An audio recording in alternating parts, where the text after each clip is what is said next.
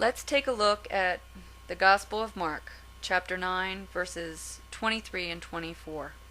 It says, Jesus said to him, "If you can believe, all things are possible to him who believes." Immediately the father of the child cried out and said with tears, "Lord, I believe.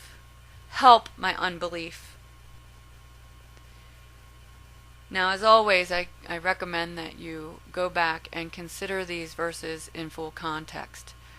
But what we see here is a plea, a cry out for help with unbelief to the Lord Jesus himself.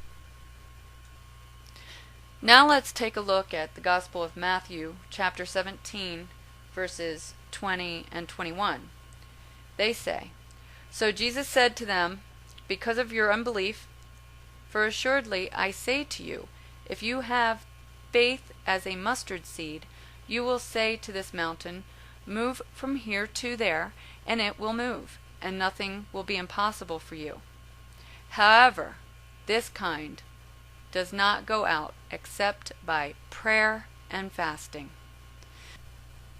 So while fasting is its own separate in-depth study, what we see here in these two short readings is a need for a direct plea to the Lord Jesus for help with unbelief and the need for prayer.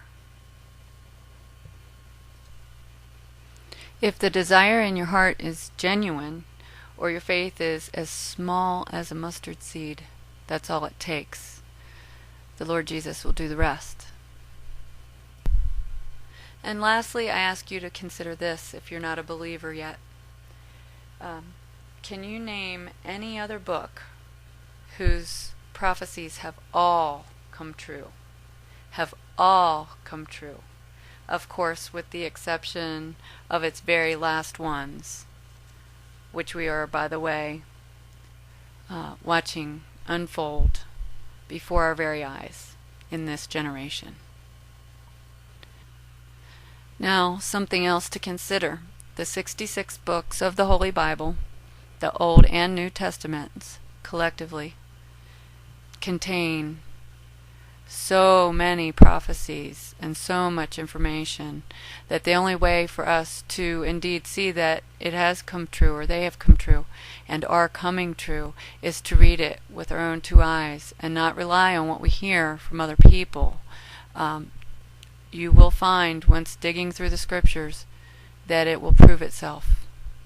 I pray that you take the time to read it and prayerfully consider the information I've offered you in this video.